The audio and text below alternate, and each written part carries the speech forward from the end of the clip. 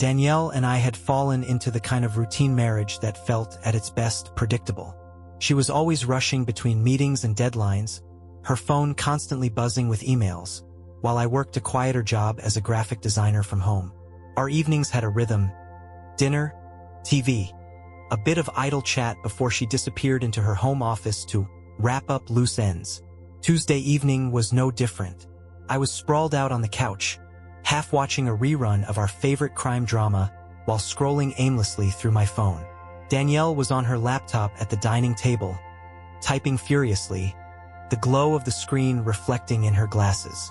She had that look of hyper-focus, the kind I admired because it usually meant she was working on something important. But something felt different. It wasn't anything I could pinpoint, just an unease I couldn't shake.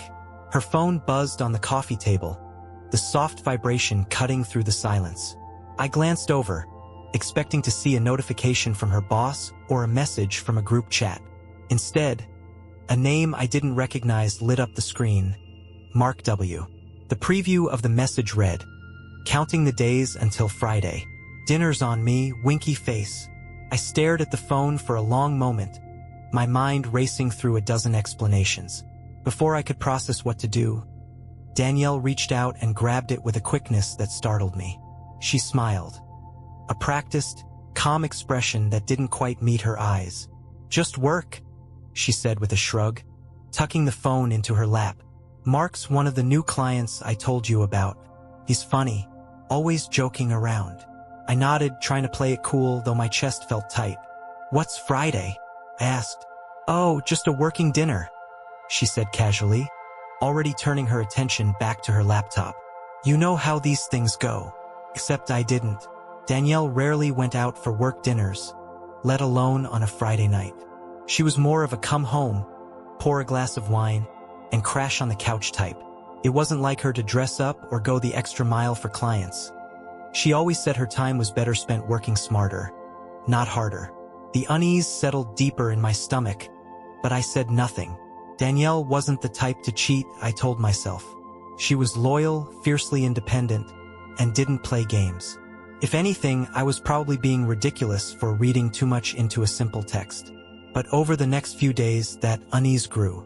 She seemed lighter, happier, more energized than she'd been in weeks.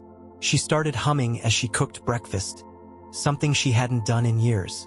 She even brought home flowers on Thursday, claiming she'd seen them at a market and thought they'd brighten up the house. It should have been sweet, but instead, it set my teeth on edge. By the time Friday rolled around, I was a mess. Danielle left the house just before 6 p.m., dressed in a tailored blazer and a black pencil skirt. Her perfume lingered in the air long after the door clicked shut, a sharp reminder of her absence.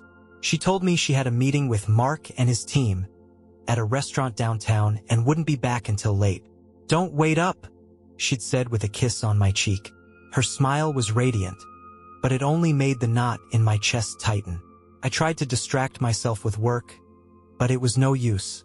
Her words kept playing on a loop in my head. "Don't wait up." It sounded more like a warning than a suggestion.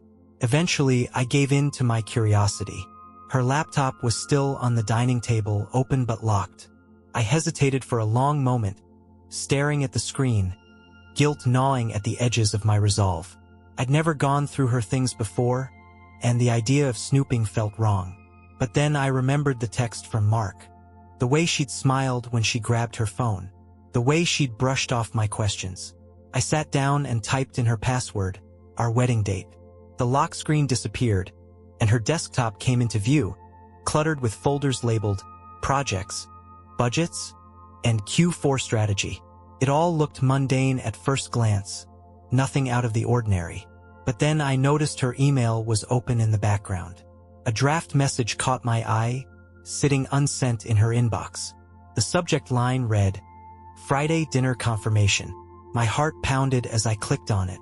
The email was addressed to Mark W. Inside, there were no work-related details, no contracts, no pitches, no budget outlines. Instead, it was a simple message confirming dinner reservations at the Copper Room, an upscale restaurant downtown where we'd celebrated our last anniversary. Her words made my stomach drop. "Can't wait to see you tonight. I've been looking forward to this all week. This wasn't business. This was personal. I sat there for what felt like an eternity, staring at the email. My hands trembled as my mind scrambled for explanations. Maybe it was a mistake. Maybe she'd accidentally sent the wrong email to the wrong person. Or maybe, just maybe, Danielle was hiding something I wasn't ready to confront. I clicked out of the draft and went to her email inbox, my pulse hammering in my ears. Most of the messages were exactly what I expected. Client contracts, marketing updates, a few receipts for business expenses. But buried in the sea of professional correspondence was another email from Mark W. The subject line simply read, "Last Friday." I hesitated before opening it, my heart pounding so hard it felt like it might break through my chest. The email wasn't long, but its content was devastating. "Danielle, Friday was incredible. I haven't laughed like that in ages. You looked stunning in that green dress. Seriously, I couldn't keep my eyes off you. Let me know when we can do it again." There were no photos, no explicit details, but the tone was unmistakable. This wasn't work. This wasn't casual. This was intimate. I closed the laptop and pushed it away, my stomach churning. The green dress. She'd worn it 2 weeks ago. On a night she told me she was meeting a client for drinks after work. I'd believed her then, without hesitation, because why wouldn't I? We'd built our relationship on trust. And until now, I'd never had a reason to question it. Now every detail felt like a clue I'd missed. The late nights, the sudden bursts of energy, the way she seemed almost distracted when she was home. I replayed the past few weeks in my mind, trying to piece together a timeline, but all I felt was rage and humiliation. When Danielle came home that night, I was still sitting at the dining table. The Copper Room's menu was open on my laptop screen, a cruel confirmation of where she'd been. She walked in with a soft smile, carrying the faint scent of the perfume she only wore on special occasions. "Hey," she said, setting her purse on the counter. "You're still up." I didn't respond immediately. My eyes stayed fixed on her, studying her every movement. The way she avoided my gaze. The way she tucked her hair behind her ear. A nervous habit she hadn't had to use in years. "How was dinner?" I asked finally, my voice calm but cold. Her smile faltered for a fraction of a second before she recovered. "Good. Productive. Mark's team is really sharp. I think we'll have the presentation ready by next week." "Really?" I said, leaning back in my chair. "What did Mark think about it?" She paused, caught off guard. "Mark? Oh, he's pleased. Very supportive." "I'll bet he is." I pushed the laptop toward her, the Copper Room menu still displayed on the screen. "Did you enjoy the steak? Or was the salmon more to your taste?" Danielle froze, her face draining of color. For the first time since I'd known her, she looked truly afraid. "What are you talking about?" she said, her voice barely above a whisper. I stood up, my hands clenched into fists at my sides. "You know exactly what I'm talking about, Danielle. Don't insult me by pretending you don't." Her mouth opened as if to argue, but no words came out. She glanced at the laptop, then back at me, her expression shifting from fear to defiance in an instant. "You went through my emails?" "I shouldn't have had to," I snapped. "But you've been lying to me, sneaking around behind my back.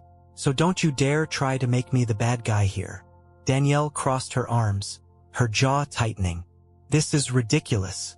Mark is a client, Nate. That's all. Yes, we had dinner tonight, but it was completely professional." I laughed bitterly, shaking my head. "Professional? Is that what you call it? Because Mark doesn't seem to think so." Her eyes narrowed. "What's that supposed to mean?" I grabbed my phone and pulled up the email I'd taken a screenshot of earlier, shoving it in her face. "This?" I said, my voice shaking with anger. "This is what he sent you after your last professional dinner. Care to explain?" Danielle's face went pale, and for a moment, I thought she might actually confess. But then, she did what I least expected. She laughed. It was a cold, hollow sound that made my stomach turn. "You're being paranoid," she said, shaking her head. "Mark's just a flirt. He doesn't mean anything by it. Don't lie to me, Danielle, I said, my voice rising. I saw the emails. I saw the draft you were too cowardly to send. You've been cheating on me. She flinched at the word, her composure cracking for the first time. It's not what you think, she said, her voice trembling. I didn't mean for it to happen. Didn't mean for what to happen? I demanded, stepping closer. Go on, say it. Tears welled up in her eyes, but I felt no sympathy. It was just dinner. A few dinners. I was lonely, Nate. You've been so distant lately. Her words hit me like a slap. She was twisting this, turning it back on me as if I was the reason she'd betrayed me. I took a step back, shaking my head. This isn't about me, I said coldly.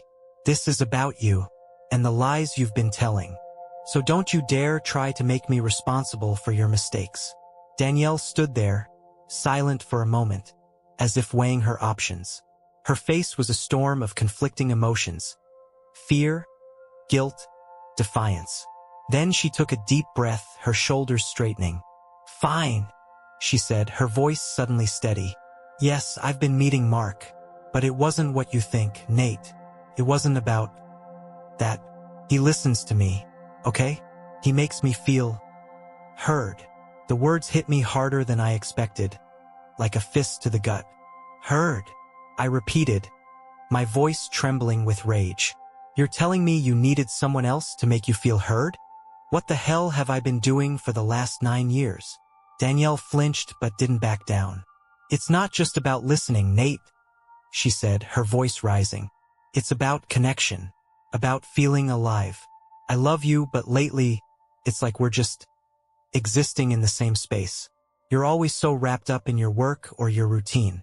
I needed something more. I stared at her, my chest tight with a mix of anger and heartbreak. So instead of talking to me, instead of trying to fix this together, you decided to go behind my back? To build some kind of emotional connection with another man. It wasn't like that, she said quickly, tears spilling down her cheeks. It wasn't supposed to mean anything. I didn't plan for it to happen. Didn't plan for what to happen? I snapped. The dinners? The emails? The lies? Tell me, Danielle, when did it stop being just business? Her face crumpled, and for a brief moment, I thought she might finally tell me the truth. But then she shook her head, her tears falling faster. I don't know, she whispered. I don't know when it changed. I couldn't take it anymore. The sight of her standing there, crying as if she were the victim, was too much. I turned away, running a hand through my hair as I tried to calm the storm raging inside me. My mind was spinning with questions I wasn't sure I wanted the answers to. Was it just emotional, or had it gone further? Did it even matter? I can't do this right now, I said finally, my voice barely above a whisper. I need some air. Nate, please, she started, but I cut her off with a sharp gesture. Don't, I said, turning to face her. Don't try to explain, don't try to justify. I can't even look at you right now. I grabbed my keys and walked out the door, ignoring the sound of her calling after me. The cold night air hit me like a slap, but it did nothing to clear the fog in my head. I got into my car and drove, not knowing where I was going or what I was looking for. I ended up at the park, the one we used to visit when we first started dating. Back then, everything had felt so simple, so easy. We'd sit on the bench near the pond, talking for hours about everything and nothing. It was hard to believe that the same woman who'd laughed with me under the stars was now a stranger. I sat on that bench for what felt like hours, replaying every moment of the last few months in my head. The late nights, the unexplained absences, the way she'd seemed distant even when she was sitting right next to me. I told myself it was just stress, that she was working hard to meet a deadline or impress a client. But now, I couldn't help but wonder if I'd been blind, or worse, willfully ignorant. When I finally went home, the house was dark and silent. Danielle was in the bedroom, the door closed, a faint strip of light visible beneath it. I didn't bother going in. Instead, I grabbed a blanket from the couch and lay down, staring at the ceiling as I tried to make sense of everything. The next morning, I woke up to the sound of her moving around in the kitchen. I stayed where I was, listening as she went through her usual routine: coffee, toast, a bit of humming under her breath. It all sounded so normal, so infuriatingly normal, that I wanted to scream. Finally, I got up and walked into the kitchen. Danielle was standing at the counter, scrolling through her phone as if nothing had happened. "Morning," she said without looking up. I didn't respond. Instead, I walked over to the counter, picked up her phone, and held it out to her. "Unlock it," I said. She froze, her hand halfway to the coffee mug. "What? Unlock it?" I repeated, my voice calm but firm. "If you've got nothing to hide, prove it." Her eyes narrowed, a flicker of indignation crossing her face. "Nate, this is ridiculous.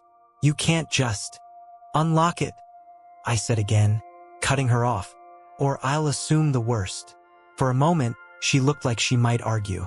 But then she sighed and took the phone from me, her fingers trembling as she entered the passcode. She handed it back, her expression a mix of defiance and fear. I opened her messages first. Most of them were harmless, texts from her mom, her sister, a few from work. But then I found the thread with Mark W.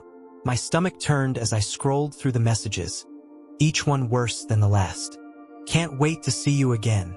Last night was amazing. I'm still thinking about it. You looked incredible in that dress. Couldn't breathe." My vision blurred as I read the messages over and over, each one like a dagger to the heart. When I finally looked up, Danielle was staring at me, her face pale. "Nate, I can explain." "No," I said, my voice cold and steady. "You've said enough." Danielle's lips parted like she wanted to say something, but I raised a hand to silence her. I couldn't handle another one of her excuses, another weak attempt to paint this as anything other than what it was. Instead, I set the phone down on the counter and stepped back, the weight of the moment pressing down on me.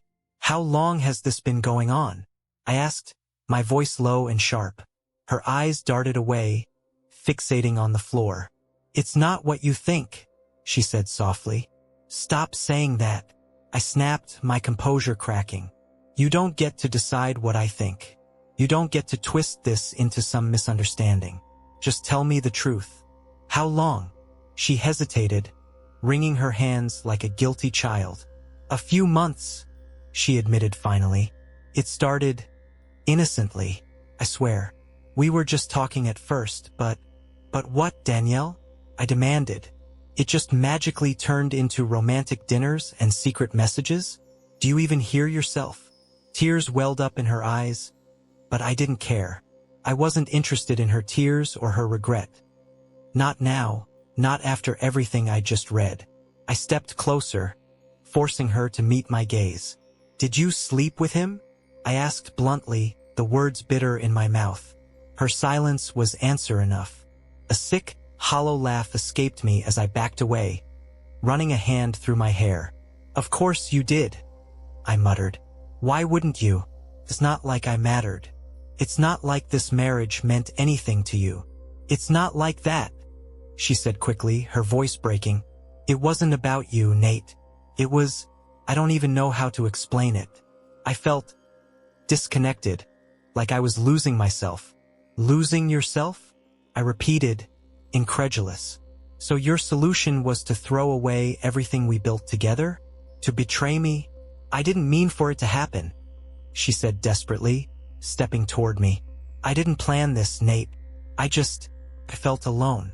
And Mark, he made me feel alive again." I couldn't believe what I was hearing. She wasn't just admitting to cheating. She was trying to justify it, as if her feelings somehow excused her actions. The sheer audacity of it made my blood boil. "You felt alive?" I spat. "And what about me, Danielle? What am I supposed to feel? Betrayed? Humiliated? Or should I just sit here and be grateful that you were honest enough to admit it after I caught you?" She flinched, tears streaming down her face. "I didn't want to hurt you," she said, her voice barely above a whisper. "Well, congratulations," I said bitterly. "You did it anyway." The silence that followed was deafening. Danielle stood there, crying quietly, while I tried to process the enormity of what she'd done. The life we'd built together. Our home, our plans, our dreams. Felt like a lie, like a fragile house of cards that had come crashing down in an instant. Finally, I broke the silence. "I can't do this," I said, my voice trembling with barely restrained fury. "I can't look at you right now. I need you to leave." Her eyes widened in shock. "Leave? Nate, please. Don't," I interrupted, holding up a hand. "Don't beg. Don't plead. Just go. Go to your friend Mark or whoever else you need to make you feel alive. But get out of this house." For a moment, it looked like she might argue. But then her shoulders slumped in defeat. She nodded, wiping her tears with trembling hands. "Okay," she said quietly. "I'll pack a bag." She disappeared down the hallway, and I sank onto one of the kitchen chairs, my head in my hands. The sound of her footsteps, the rustling of clothes being stuffed into a suitcase, the click of the front door as she left. All of it felt surreal, like I was watching someone else's life fall apart. When the house finally fell silent, I sat there for what felt like hours, staring at the phone still sitting on the counter. I picked it up, scrolling through the messages one last time, as if torturing myself with the evidence would somehow make it easier to understand. Didn't. All it did was fuel the anger, the heartbreak, the overwhelming sense of betrayal. Danielle hadn't just broken my trust. She'd shattered it, ground it into dust, and walked away as if she could sweep up the pieces later. But there would be no sweeping this under the rug. Not now. Not ever. The house was eerily quiet after Danielle left. I sat at the kitchen table, staring at the empty chair across from me, my thoughts swirling in a chaotic storm. The faint smell of her perfume lingered in the air, mocking me, reminding me of everything I had just lost, or maybe everything I thought I had. The next morning, I woke up on the couch with a stiff neck and a heavy heart. Sunlight streamed through the blinds, illuminating the coffee table where her phone had been the night before. I hadn't touched it again after she left, but now I couldn't help but wonder. Was there more to the story? More lies? More secrets? Or had I already uncovered the worst of it? I grabbed my own phone and started searching. Mark W. wasn't hard to find. A quick look through LinkedIn told me everything I needed to know. His face, his position at her company, and the dozens of smiling photos from corporate events where Danielle stood by his side. They looked professional enough on the surface, but now every smile, every casual touch, felt like a slap in the face. I couldn't just sit there stewing in my anger. I needed answers. I needed to know exactly how far this had gone and whether there was even a shred of my life that hadn't been tainted by her betrayal. Later that day, I called a friend of mine, Eric. He was a lawyer, not a divorce attorney, but someone who knew enough about the process to guide me. I wasn't ready to file for anything yet, but I wanted to understand my options. More than that, I wanted to know how to protect myself if things got messy. "You okay, man?" Eric asked after I explained the situation. "No," I admitted, "but I don't have a choice. I need to figure this out." He sighed. "Listen, it's not going to be easy, but if she's already crossed this line, you've got to focus on what's best for you. Document everything. Keep a record of any texts, emails, anything that might help later. And most importantly, don't let her manipulate you into feeling guilty for this. It's on her, not you." His words stuck with me long after I hung up. Danielle's tears, her excuses, her claims that she didn't mean to hurt me. They all felt like part of a script she'd rehearsed, a way to absolve herself without taking responsibility. But I wasn't going to let her off the hook that easily. That night, I decided to take things further. If Danielle was hiding something, I needed to know what. I opened her laptop again, this time searching through her files with a sharper focus. Most of it was work-related, as expected, but then I found a folder buried deep in her documents, labeled personal. Inside were photos, some of us, some of her family, and then, tucked away toward the end, photos I hadn't seen before. Photos of her and Mark. They weren't explicit, but they were damning. A picture of them laughing over drinks at what looked like a rooftop bar. Another of them standing close together at what had to be a conference, her hand resting lightly on his arm. And then one that made my stomach churn.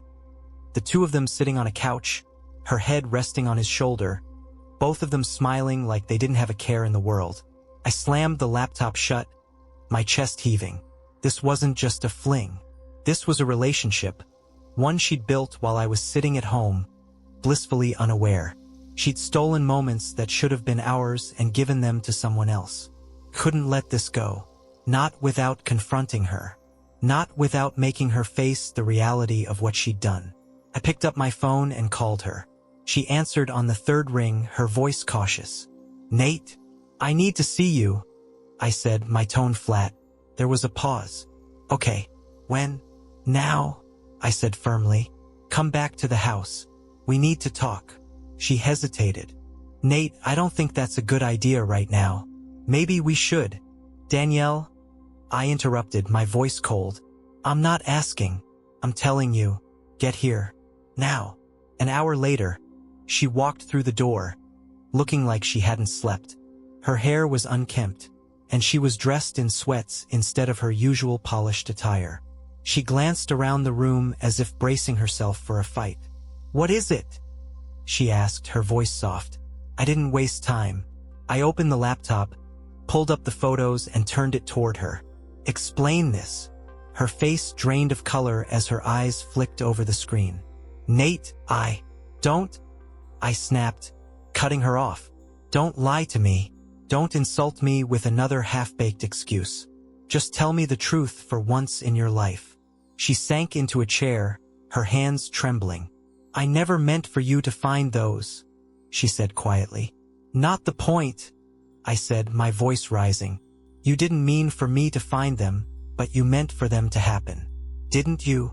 She looked up at me, her eyes filled with tears. "Yes," she whispered. "I did." The words hung in the air, heavy and final. For a moment, neither of us spoke, the weight of her confession settling between us like a chasm that couldn't be crossed. I stared at her, waiting for her to say more. The silence between us felt suffocating, the kind that pressed down on you and made it hard to breathe. But Danielle just sat there, her head bowed, her hands gripping the edge of the chair like she was afraid it might collapse under her. "You did?" I repeated, my voice low and bitter. "So that's it? No excuses this time? No deflexión? Just a flat-out yes? I betrayed you?" She looked up at me then, her eyes brimming with tears. "Nate," she began, her voice trembling. "It wasn't supposed to be like this. I don't even know how it got this far." "Stop saying that," I snapped, slamming my hand on the table. "You know exactly how it got this far. You made choices, Danielle. Over and over again, you chose him instead of me. And for what? What did you get out of this? Was it worth it?" Her lips trembled, and for a moment, I thought she might try to argue. But then she shook her head, tears spilling down her cheeks. "No," she whispered. "It wasn't worth it. None of it was worth losing you." I laughed, a hollow, bitter sound that didn't feel like it belonged to me. "Losing me? Danielle, you lost me the second you decided to sneak around behind my back. The second you sent that first message, or had that first dinner, or..." I gestured toward the laptop, my voice breaking. "Whatever the hell all of this is." She buried her face in her hands, her shoulders shaking as she cried. Part of me wanted to feel sorry for her, to reach out and comfort her the way I used to. But I couldn't. Not after everything. Not when I was the one who'd been betrayed. "How long?" I asked again, my tone sharp and unyielding. She sniffled, wiping her eyes with trembling hands. "It started about 6 months ago," she admitted. "He joined the company and we worked on a project together. At first it was just friendly. We'd talk after meetings, grab coffee sometimes. But then what?" I pressed, my heart pounding. She looked away, her voice barely above a whisper. "Then it turned into something more." "Define something more," I demanded, though part of me wasn't sure I wanted to hear the answer. She hesitated, and I could see the war in her eyes, wanting to come clean, but terrified of the fallout. Finally, she took a deep breath and said, "We kissed a few times, and there were other things. But I swear, Nate, it didn't mean anything. It didn't mean anything? I repeated, my voice rising. Do you hear yourself? You kissed him, slept with him, lied to my face, and you want me to believe it didn't mean anything? Her tears started again, but I didn't care. Couldn't care. I felt like I was standing in the ruins of a life I didn't recognize, and the person who had helped me build it was the one holding the match. I was stupid, she said, her voice shaking. I was lonely, and he made me feel noticed. I know that doesn't make it right, but it's the truth. I didn't want to hurt you, Nate. I swear I didn't. I shook my head, laughing bitterly. You didn't want to hurt me, but you did it anyway, over and over again. How do you even justify that? She opened her mouth to respond, but I didn't give her the chance.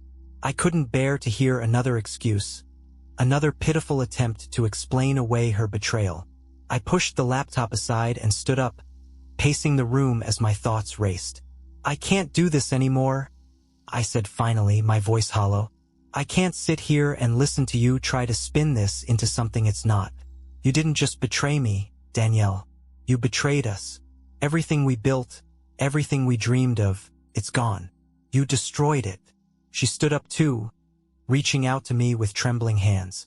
Nate, please, she said, her voice breaking. We can fix this. We can go to therapy, work through it together. I love you. Ido. Don't, I said sharply, stepping back. Don't say you love me. If you loved me, you wouldn't have done this.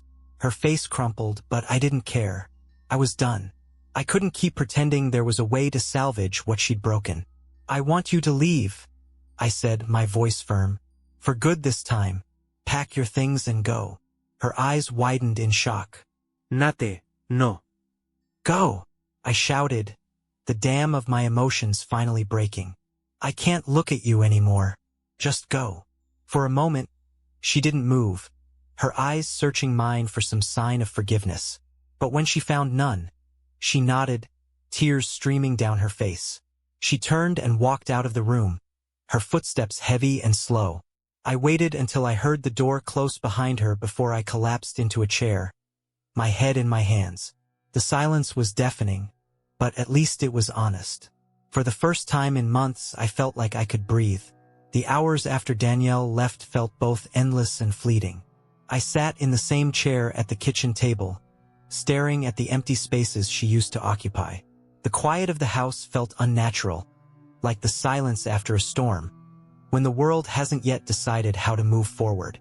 I didn't sleep that night. My thoughts kept circling back to the same questions. How could she do this? Was there something I could have done to stop it? And, the one I hated most of all, could I forgive her? By morning, my resolve was still a tangled mess of anger and pain. I got up, made coffee, and forced myself to eat a piece of toast, though it tasted like ash in my mouth. The kitchen looked almost the same as it always had. Danielle's favorite mug still on the counter, the spice rack slightly crooked from where she always bumped it, but it felt foreign, like it belonged to someone else. I couldn't stay in that house any longer. Grabbing my keys, I left without a plan, just needing to be anywhere but there. I ended up at the park again, the same one I'd gone to after discovering her betrayal. The pond shimmered in the morning sunlight, ducks gliding across the surface as if the world hadn't just come crashing down. I sat on a bench, staring at the water, my thoughts churning. I didn't notice the older man sitting a few feet away until he spoke. Rough morning? He asked, his voice kind but weathered. I looked over, startled. He was dressed in a simple coat and jeans, his face lined with age and experience. There was something steady about him, something grounding. You could say that, I replied, not really wanting to elaborate. He nodded as if he understood anyway. Marriage trouble? I froze, unsure how to respond. Was it that obvious? Or was he just taking a shot in the dark? Yeah, I admitted finally, my voice quiet. Something like that. He didn't pry, just nodded again, his gaze fixed on the pond. It's hard, he said after a moment. Giving so much of yourself to someone and finding out it wasn't enough. Makes you question everything. I swallowed hard, his words hitting closer to home than I cared to admit. How'd you know? He chuckled softly. Been there, son. Twice, actually. That surprised me. I turned to face him, curious despite myself. How'd you get through it? The man shrugged, his expression thoughtful. First time, I let it destroy me. Second time, I learned to let go.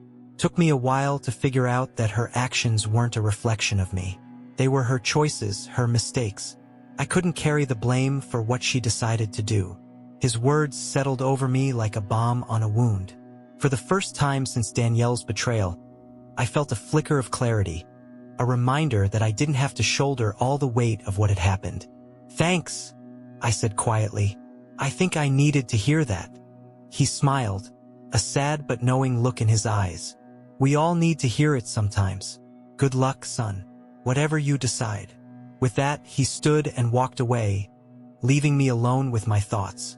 But his words stayed with me, replaying in my mind as I sat there. Danielle's choices weren't my fault. Her betrayal wasn't a reflection of my worth. When I finally went home, I felt steadier, though no less certain about what needed to happen. Danielle's car was gone, and so were most of her things. A note sat on the dining table, written in her neat, looping handwriting. Nate, I'm sorry. For everything. I know you'll never forgive me, and I don't blame you. I hope, someday you can find the happiness I couldn't give you. Danielle. I stared at the note for a long time, my emotions a tangled mess. Part of me wanted to crumple it up, to reject her apology as too little, too late. But another part of me, one I wasn't ready to face, felt a pang of loss, of mourning for the life we'd shared before it all fell apart. In the end, I folded the note and tucked it into a drawer, not as a keepsake but as a reminder that I had survived, that I had faced the truth and come out the other side. And as much as it hurt, I knew I would be okay. The days after Danielle left were some of the hardest I'd ever experienced. The silence in the house was oppressive, pressing against my chest like a weight I couldn't shake. Everywhere I turned, there were reminders of her. Her favorite coffee mug still in the sink, the book she'd left half-read on her nightstand, even the faint scent of her perfume clinging to the throw blanket on the couch. I busied myself with work, throwing myself into projects that demanded my full attention. But no matter how much I tried to distract myself, my thoughts kept circling back to her, to us, to everything I thought we had, and everything I now knew we didn't. One night, about a week after she left, I found myself scrolling through my phone, staring at the messages she'd sent me over the years. Her texts were a timeline of our relationship. Sweet notes from our early days, inside jokes that had made me laugh, and more recent messages that now felt hollow in hindsight. Love you, babe. Can't wait to see you tonight. You're my rock. I don't know what I'd do without you. I wanted to delete them, to wipe away every trace of her from my life. But my thumb hovered over the screen, unable to follow through. Deleting them felt too final, like erasing a part of myself along with her. Instead, I put my phone down and grabbed my jacket. I needed fresh air, something to clear my head. The streets were quiet as I walked, the crisp night air stinging my cheeks. I didn't have a destination in mind, but I ended up at the coffee shop Danielle and I used to frequent. It was closed, the lights dimmed, but just standing outside brought back a flood of memories.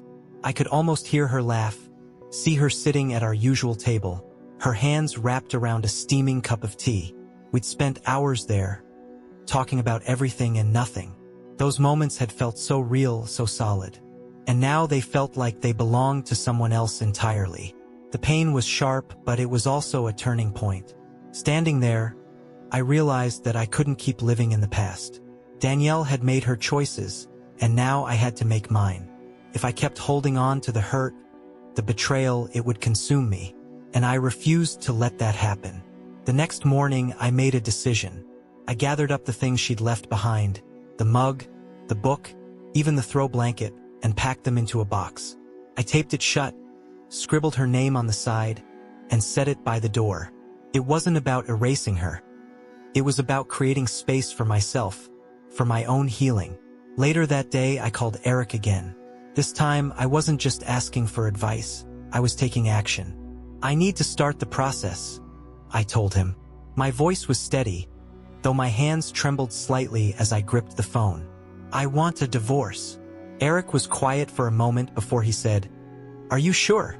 "Yes," I said firmly. "I can't keep living like this. I deserve better."